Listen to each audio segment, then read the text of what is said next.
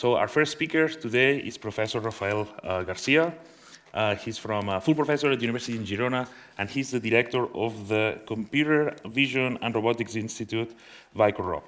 He's done very, very interesting work on underwater robotics, vision and 3D reconstruction for mapping, and of course all the algorithms and all the reconstruction that happens behind the scenes. So we're very excited to hear about your talk on next generation sensing for underwater robotics, Bioinspired and Neuromorphic solutions. So please let's welcome him to the stage. Well, thank you very much. Thank you very much, Abdon. Thank you very much for the invitation and for giving us the chance to share here with you. We're going to talk about neuromorphic computing, whatever that means, okay? So how many of you here know about neuromorphic computing? Could you raise your hand? Okay, just a few. Okay, all right. I'll ask the same question in half an hour, okay? All right, this is joint work with Jad and Haya, two PhD students in our lab, and they are co-supervised with Professor García in Girona. So basically, we are located in the northeast of Spain, and it's well known that Girona is like the reference place when you want to locate Barcelona. So it's 100 kilometers to the north. We have two buildings, and I'm going to show you this second building here, the SEARS. This is the Underwater Robotics Center at the Technological Park of the university. And this is what it looks like. We have a facility in which we can tinker with the robots. We develop our own robots. We basically run experiments. We have a boat also, because when things work in the pool, then we go to the sea and try to see if things are working. We have a very nice submerged room in which we can see what the robots are doing when we are running experiments. And what do we do normally? Basically, what we do is we work in autonomous robots. So we want the robot, like the Sparrows robot in this case, to go and download a mission, lift the surface, go down, start the mission. In this case, it's a mapping mission in which we want the robot to explore a given area. If the robot is finding some problem on the way, we want the robot to be intelligent enough to react. We heard this morning that communications underwater is difficult. So the robot has to have autonomy to be able to carry out tasks on its own. And then when it gets to the surface, either it delivers the data that it has collected, or in this case, if it has built a map, it can share the map and share the findings. Maybe in the map, it's looking for specific issues, and we want to use machine learning to detect whatever we want to detect in this map, and to, even if there are obstacles or problems, to react and replan based on those obstacles. We can do this type of maps in 2D and on the fly, or we could just collect the data, like in this case. This is an ancient shipwreck from the 2nd century before Christ. It's here in Girona, okay? And you know, the type of maps that we are getting could be more complex, like this one. In this case, this is built afterwards. So the robot is only aware of what is the trajectory that it's following, but in this case, it's not building the map in real time. So in some of the missions, at least what we want is that the robot must be able of what is the surrounding that has around it while while executing the mission, and then we want the robot just to be able to react in a proper way. And this is an example, for instance, from an European project called Eurofleets Plus that finished earlier this year. And this is joint work with Robotics, which is one of our spin-off companies. And in this case, we have two robots. We have a surface vehicle, and we have an underwater autonomous vehicle. And they are communicating, and basically the one on the top is just building, in this case, a bathymetric map. And in this bathymetric map is finding some objects, you know, these detections that are doing here. And then it's processing these in real time and deciding, is this an interest object according to the mission that we have that should be explored in a more detail by the AUV that it's underwater. And then when it finds something that is interesting enough, what it does is passes the coordinates of the object that needs to be explored to the AUV, and then the AUV is just replanning on the fly its trajectory so that it can explore the object. In this case, you see, it's just a concrete block, as an example that we did in the harbor in San Feliu de Guixos, which is where we have our boat. But you see, the robot has to be able, in mission time, to just sense the environment, measure things, transmit some information, just not images. We're just transmitting messages, saying even when the robot is underwater, we just can ping the robot and say, are you okay? Yes, I'm okay. Did you find the object? Yes, I found the object. Are you exploring? Yes. This type of very short messages, and you see once one of the objects is explored, then it goes to the next object, and so on, and the mission is going on. So this is what we do. And up to now, we were doing this with traditional hardware, okay? So this means that part of the onboard processing is happening in GPUs.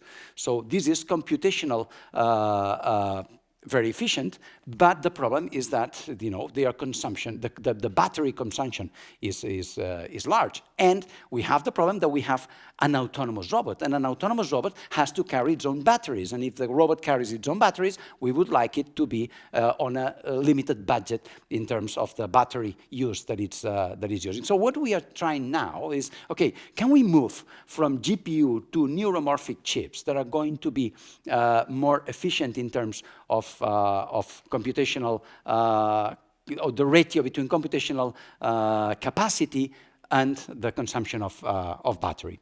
And this is what we are starting to look at some of the things that we're doing. And you have seen some of the things we're doing is using standard sensors, standard cameras, for instance. Everybody knows what is a camera. And here you see this array here. The data that we are collecting with the standard camera is just one image, and then a fixed time frame later, another image and another image. Say that we acquire 10 images per second. This means every 100 milliseconds, I'm taking one shot, another shot, and I'm transmitting this to the hardware.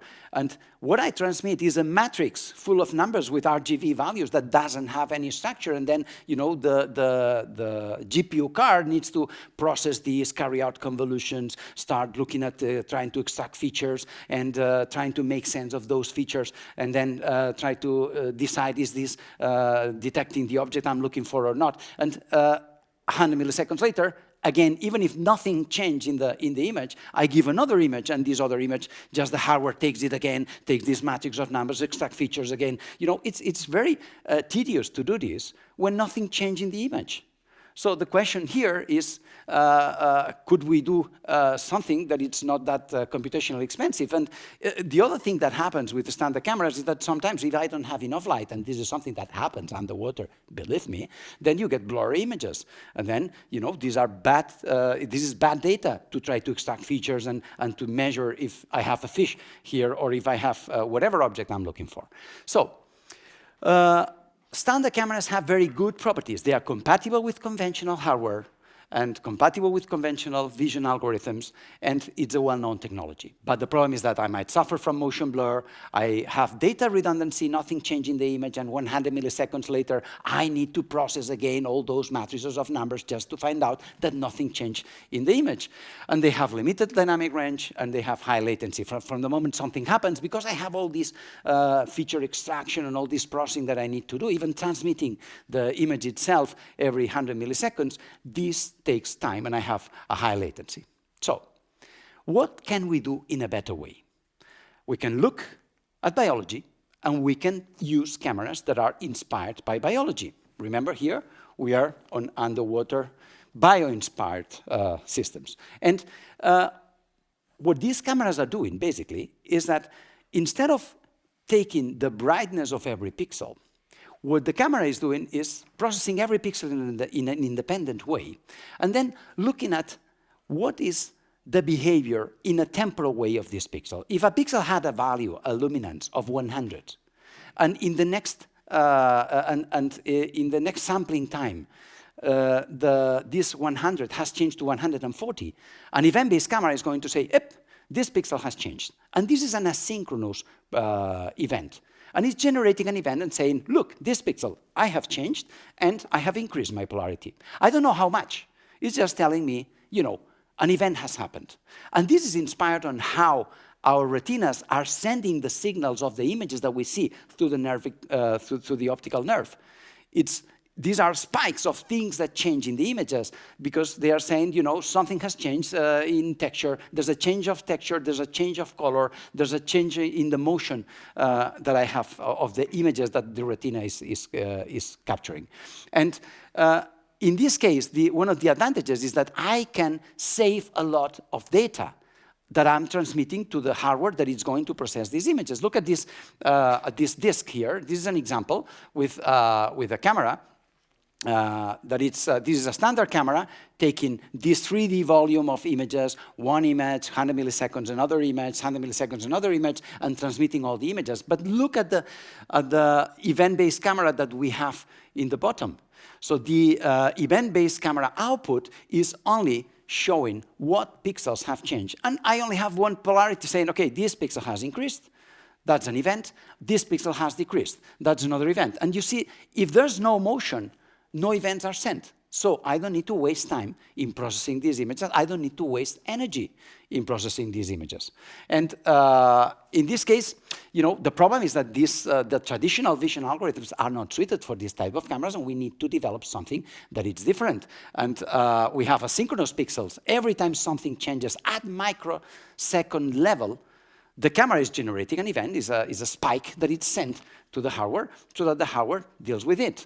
And if I look at how this affects the response of the processing module that is taking care of these images, you see that on top we have the basic standard camera, one frame, and after 100 milliseconds, another frame. Well, here, you see, I generate events at microsecond level, microsecond resolution. So for every event, I just say, what is the time at which the event happened? What are the XY coordinates of this event? And what is the polarity? Is it an increase or a decrease of the luminance that was detecting this camera? And as a result, what I get is something like this. Instead of having a blurry image like this one, what I get is an image in which only the pixels that have changed are generating spikes. And the red ones will be polarity in one direction, the blue ones are polarity in the other direction, increase or decrease of the signal. And then what I get is a camera that has a much higher dynamic range, that it's not affected by motion blur, that the refresh rate and the latency is much better than a frame-based camera, than a standard camera, and the advantage, look at the power consumption. Because of the different technologies, I go from 1 watt to 1 milliwatt of consumption, approximately, for this type of cameras. Okay? Now, I have a camera that is generating these events. How do I process it?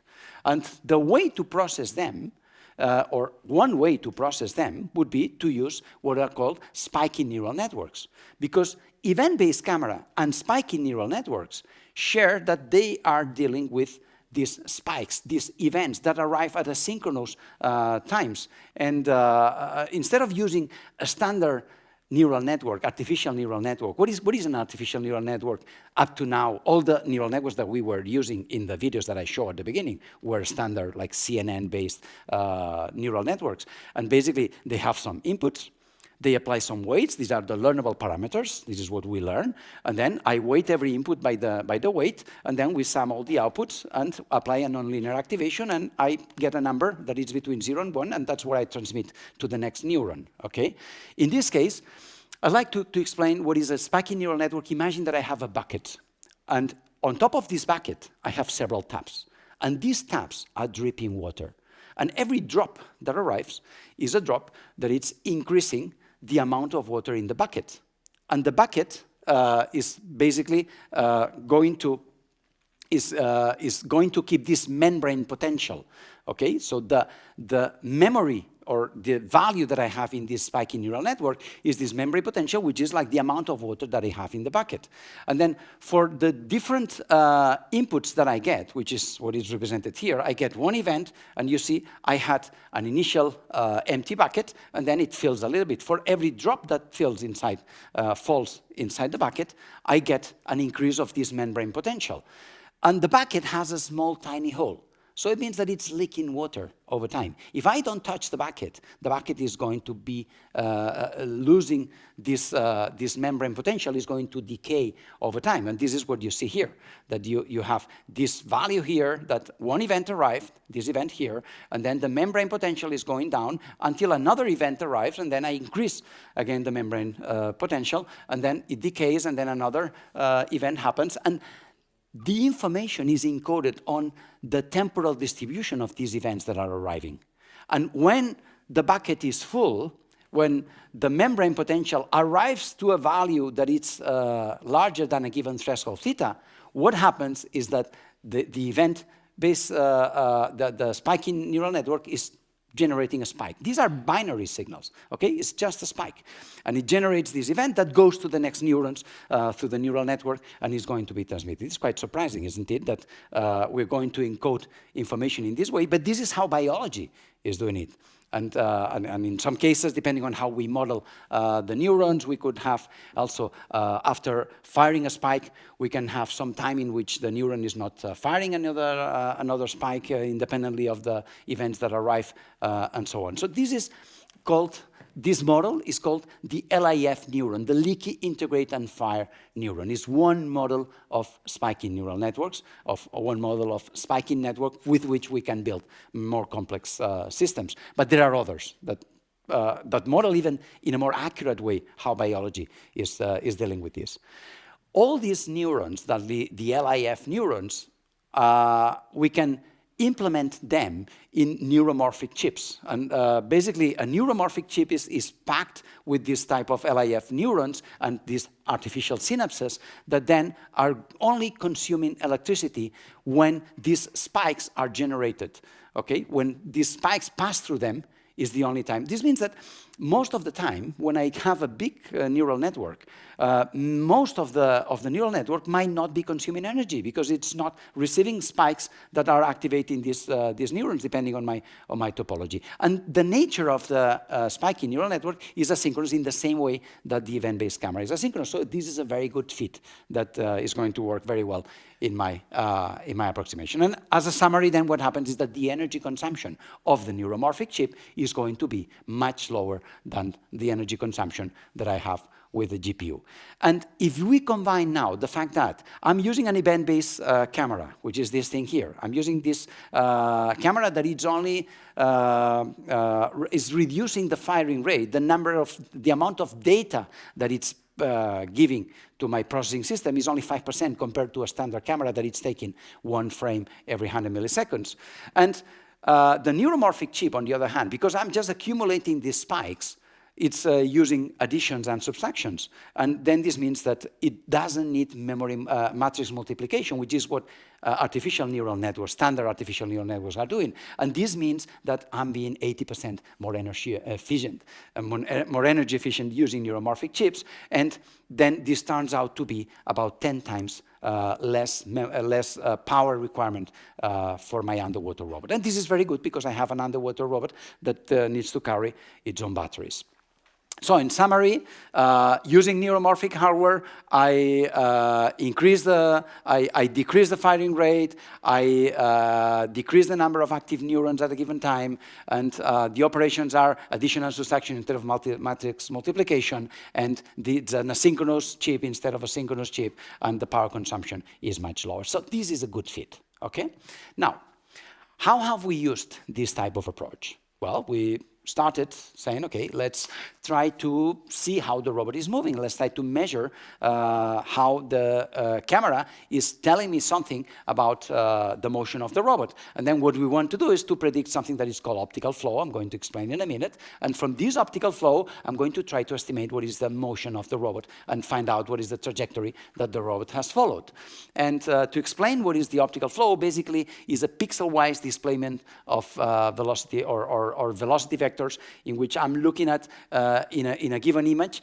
Here on the left, you have a standard camera in which we are computing optical flow, and here is an event-based camera. First thing is you see that only the pixels in which I have events are places where I want to compute the optical flow, and in this case, I'm encoding the direction of the optical flow for every pixel with this color wheel. You see, if it's pink, it means the motion is in this direction. If it's green, the motion is in this other direction. If it's cyan, is in this direction. And the brightness, in this case of this image, is showing me what is the norm of this motion. How big is the arrow of the optical flow? Now, we have designed some architectures. So basically, we designed 2 non-spiking architectures to compare with. With these 2 non-spiking architectures, we want to compute the optical flow, and then we will implement, I will show you the results, for 3 spiking neural networks in which we are using these LIF neurons, these spiking neurons, to see if we can match the performance of the state of the art, okay? In both cases, we have the same UNet structure. This is a standard structure in convolutional neural networks. There's an encoder part here, then there's a residual, and there's a decoder part. What we're going to do is just to experiment with changes in the encoder, combining CNN or convolutional blocks with spiking blocks for processing these images of the event-based camera. The first model that we implemented is like the standard architecture for solving the problem of optical flow, which is a convolutional gated recurrent unit, is COMGRU, that you see here. Basically, it's using recurrency in the encoder block to capture the information on the sequence, because I'm going to give a sequence of temporal information, and then it's encoding this information. The second architecture, the second non-spiking architecture that we implemented is an architecture in which instead of recurrence, we are just not using recurrence, but we are taking we are carrying out 3D convolutions. This is why we call the model COM3D. We are applying, taking a slice with a few of the frames of events that we want to process, and we carry out convolutions in depth so that we take into account the temporal change. And then we have 3 spiking architectures to compare with these first 2 that I showed. The only thing we're doing here is basically after every downscaling block with all that we have here within the encoder, we place this red thing here and this red thing here, and these are basically the spiking activations. Okay, and this is where we are going to place our learnable spiking neural networks, spiking basically neurons. And we have tried 3 architectures. The first one, I call it conf-spike. In this case, we're using standard LIF neurons. In this case, there's no recurrency, so we are relying on the membrane potential as a memory unit to be able to take into account what is happening over time, the motion that is going to happen. Then the next one is the conf-R spike. In this case, instead of using LIF neurons, we are using recurrent LIF neurons. So in this case, the output of the neuron is just being fed back to keep this recurrence and to be able to process the sequence of events. And finally, we have like a combination of convolutional gated recurrent unit in which I have recurrence and then LIF neurons. So let's have a look at the results. This is basically the background or the reference. We have here what are the events that were generated. This is the ground truth. In this case, we are using this data set here, the MVSEC data set. This is a data set acquired with a drone by the University of Pennsylvania. This is the reference of the data set. And the reason we were using this data set is because, they put several data sets in which they have ground truth in the representation, in the measurement of the optical flow, because they were using, Velodyne, and it was an environment in which they could measure what is the real motion that we should have for every pixel. And then here we see what are the results that we are getting. And you see, well, it's very dark, but you see that the two results on the top row are the non-spiking networks, and here I'm showing the result of the last 2 spiking networks. The reason I'm showing only these 2 is because the first one, the one that was relying only on the membrane potential of the LIF neurons, did not converge, did not generate good results. So we saw that we need recurrence for the network to learn, but the other 2 are getting. You see, if you look at the flow and you look at the ground truth, we see that the results that we're getting from a qualitative point of view are quite good with the spiking, and this was a very positive result on our side. And then we decided, okay, let's have a look. I should say that we use one sequence for training of this University of Pennsylvania, and then we used 2 other sequences for testing. And these are the results for the 2 sequences. The indoor flying 2 is test sequence that we didn't use for training. So it's just to see how well the models are working with a different data set, and the outdoor day one is another different test sequence. And what we see here is that all models perform very well. The best performance is obtained with the conv-GRU, which is the state of the art. Okay, is the non-spiking architecture. But the two spiking architectures that we tried are getting pretty nice results. This is average endpoint error. So basically measuring the average Euclidean distance between what the motion of this pixel should have been according to the ground truth and what it was. And the endpoint, I'm just measuring, I'm taking the Euclidean distance and doing an average for that. You see, we have an average error of around half a pixel. So the results are very decent. But there's something curious here, which is this indoor flying 2 sequence was quite similar to the sequence that we use for training. And then we applied this outdoor day 1 sequence, and this sequence is somehow different. Here we wanted to see how well are my spiky neural networks generalizing to a different data set that is much different from what I used for training. And then what we see here is that, yeah, they still work, but the degradation in the performance is slightly higher than what we have with a more simple, a more similar testing data set. And in this case, what this means is that probably, we see that spiky neural networks work, that we can use them, but the generalization capability of these networks is probably less, and they need more data. They need more richness of data to be able to learn, probably because we are using spikes. And when I try to backpropagate the gradients for a spike, we need to use surrogate gradients and approximate the spike by some continuous sort of step function, and be able to propagate these gradients. And this is probably not getting that well propagated. But the important conclusion here is that we get, comparable performance, at least. Not improved, but at least good enough performance. What did we do then? Then we took our event-based camera. We have 2 event-based cameras, the Davis and the Prophecy, and we put them in the underwater housing. And then we used the same robot that you saw in the morning, the toy robot, the blue ROV, and we started collecting data with this setup. This is on the right the type of events. In this case, the Davis is a hybrid camera. It has a black and white sensor and an event-based sensor in the same housing, and then you can compare. But what we saw is that if we want to train these networks, we don't have any underwater sequences. In fact, this is the first event-based sequence that we see underwater so far, according to the literature. And because we need to label all these pixels, or these events that are happening, probably it's going to be very difficult to get the amount of data that we need to generalize in a proper way and to make these systems work in real scenario with our underwater robots. So what we saw also that there are no publicly available data sets captured underwater, that most event-based simulators do not support complex dynamic environments, and there's no standardized format for event-based camera, because this is quite new. And then what we did was, okay, let's create our own library, EWIS, that is going to help us for processing and manipulating event-based data sets.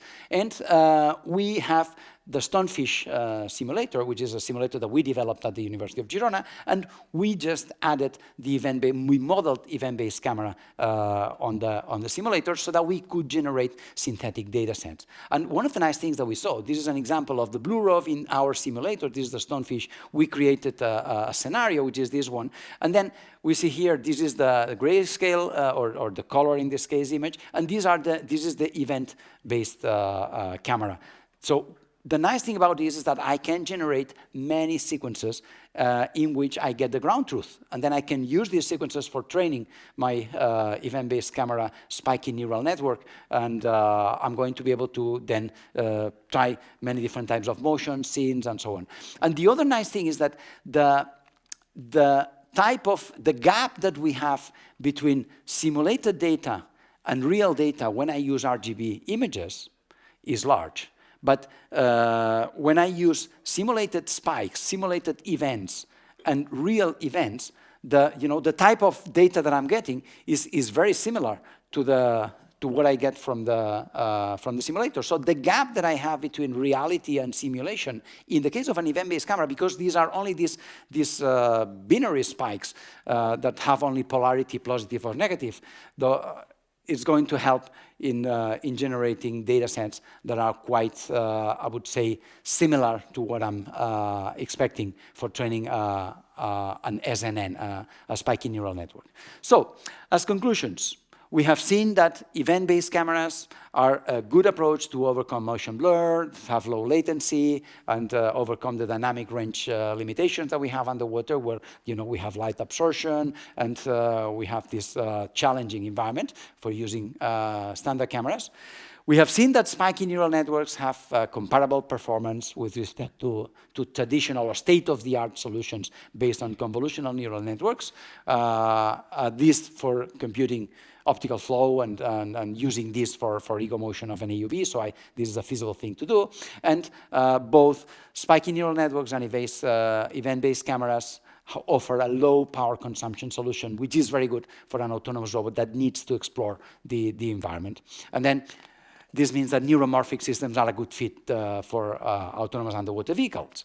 Then what is next? What I can do now is, okay, if I look at my robots and the sensor suites that they have, I see that, for instance, I have a sensor that is called DVL, a Doppler velocity log, which is giving me the speed of the robot with respect to the seabed when I'm navigating close to the seabed. But the problem is that if you have irregular seabed, or if you go to a place where you have some 3D structure, because I'm inspecting just some oil structure, some oil infrastructure, for instance, the DVL becomes very inaccurate, because it only works when you have, when the beams that are using the Doppler effect are bouncing back from a more or less flat seabed.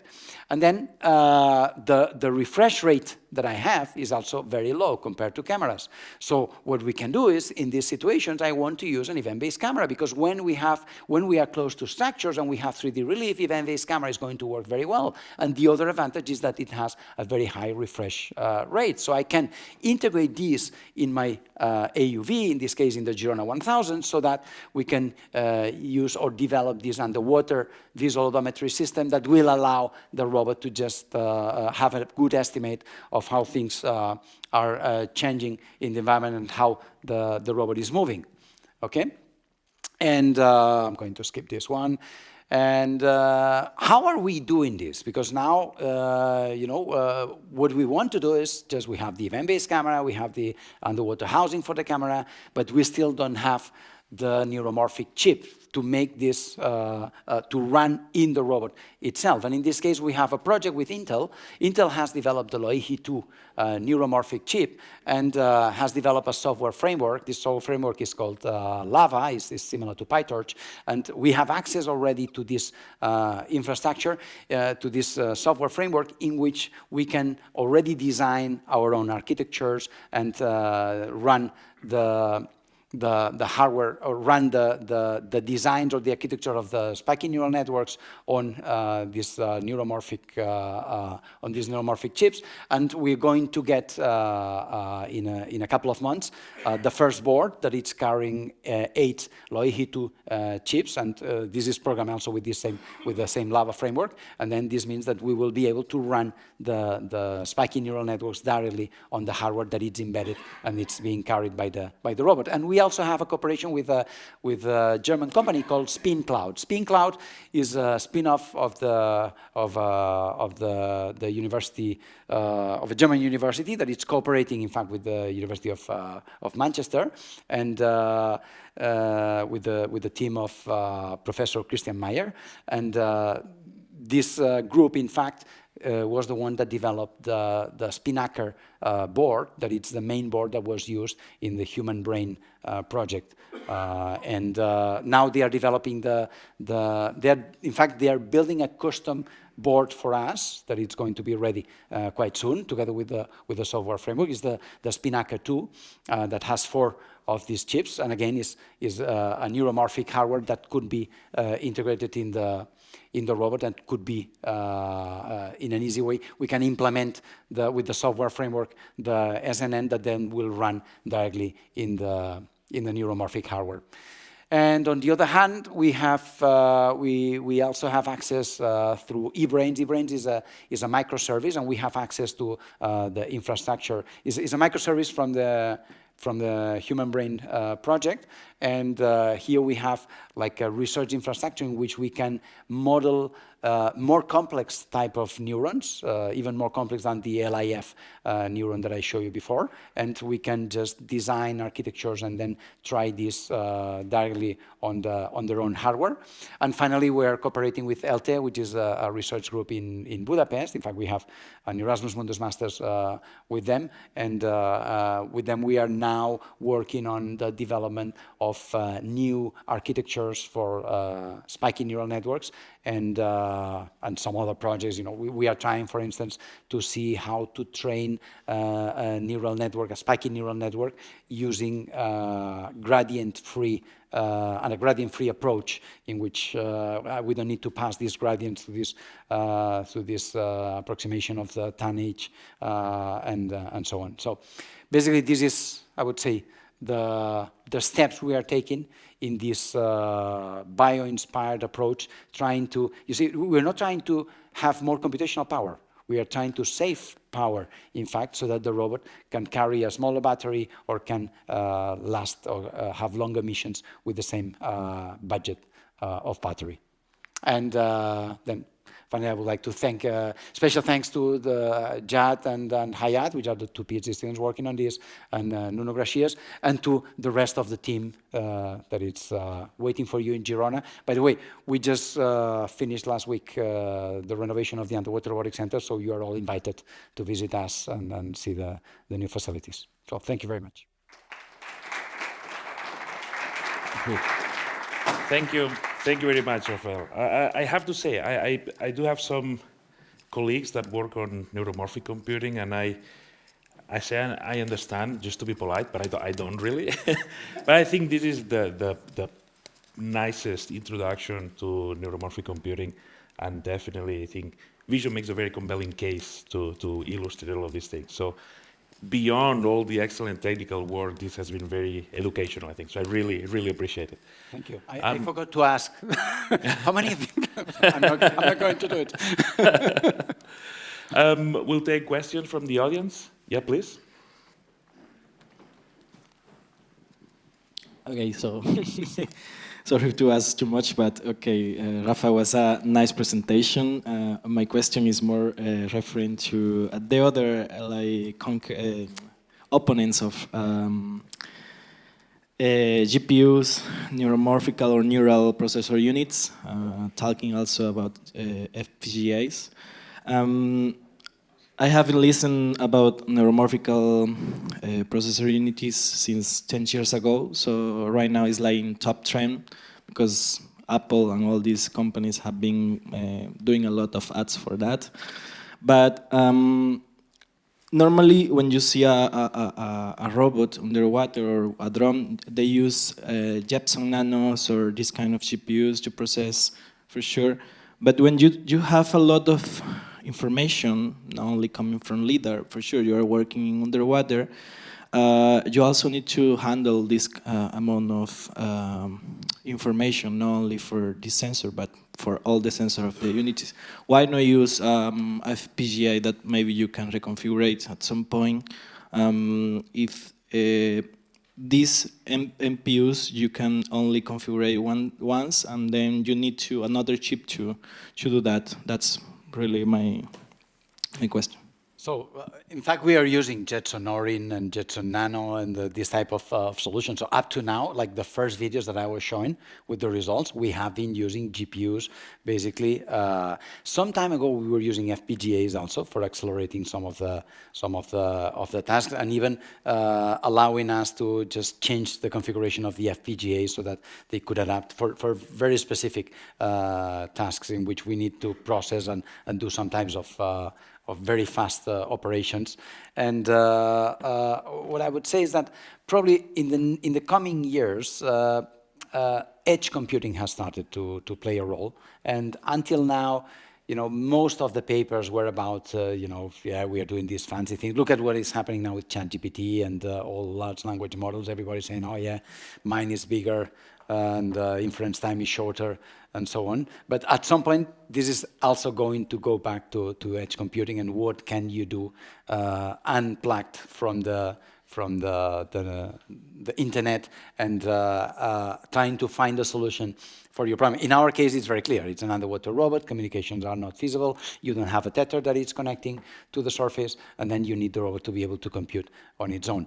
So I don't know how to answer your question, to be honest, but I think in the near future, we are going to see many more solutions that are going to look at the efficiency of the processing that we are doing on the edge. And this is probably where we're going to see not only neuromorphic chips, but we're going to see also probably FPGAs are going to go back for specific tasks. One of the advantages of the neuromorphic chip, on the other hand, is that out of all the circuit that you have, the neuromorphic chip, in some of these frameworks, they allow you to reconfigure on the fly, for instance. And depending on when and what you need to do, you can change part of these cores that it's going to have and the interconnections that you have. So somehow these neuromorphic chips also are saving energy because in most of the time, what the hardware that you have there is not working because spikes are not generated, and then you are saving time during those periods of time. And that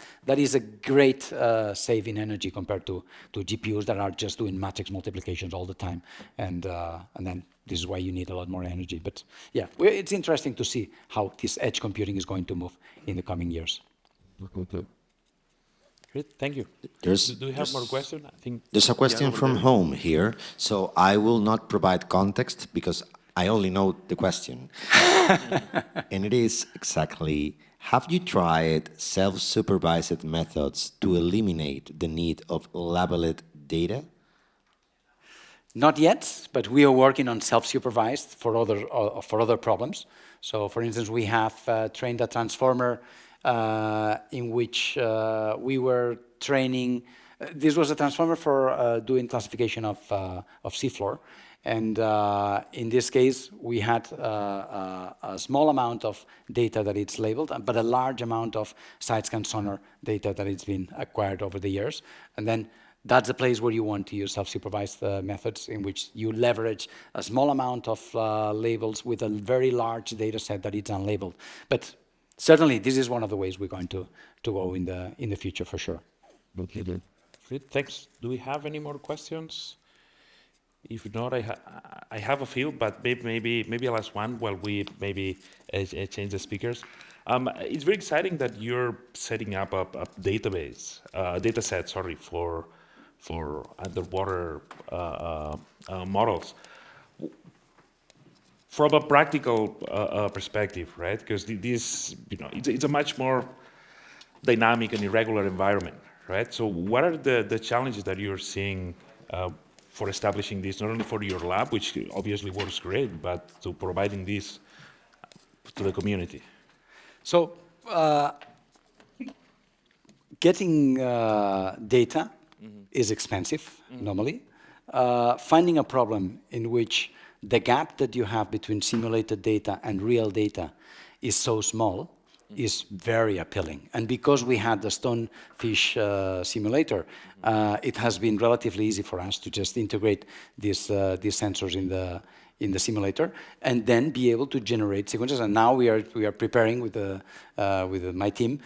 We are working on generating large data sets that then could be used and could trigger more groups to just use event-based solutions, and then to also develop spiky neural networks like in fact, the steps that we are taking. So this could be like, you know, the first steps in the future. And I think an event-based camera is a very suitable, very adequate sensor for underwater because of these characteristics that it has that I explained about, you know, there's no motion blur. If you have very rapid motions, nothing is, you're going to get your signal still. Yeah, very excited. Yeah. Thank you very much. Please, let's thank Professor Rafael García again.